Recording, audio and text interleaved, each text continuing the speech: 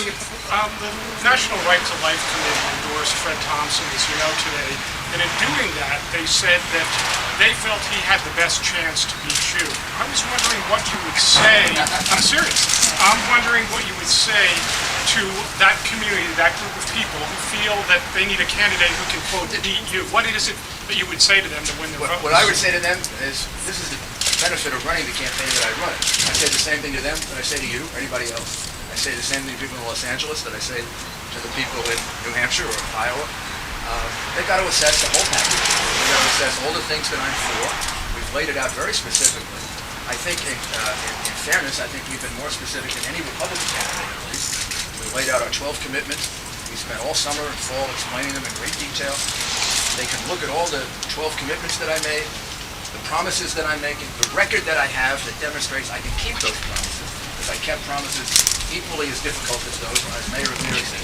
And then they can decide, do they agree with enough of that to support me, or don't they? And people have a right to come to all different decisions. I do not. I expect to win the Republican nomination.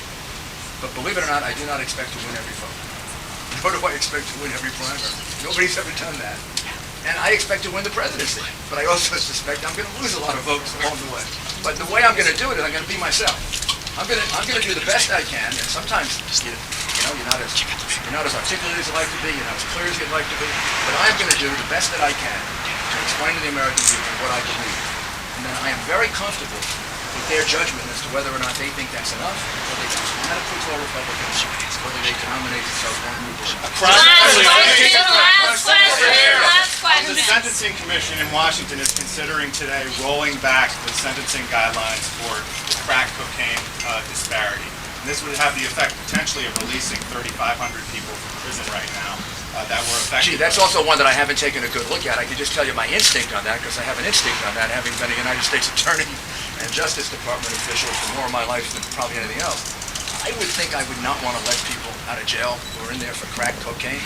I remember the crack epidemic. I actually lived through it as United States attorney in the Southern District of New York. It kind of happened in 1982, 1983, and we kind of caught up with it in 1984. And I was named U.S. attorney in 1983.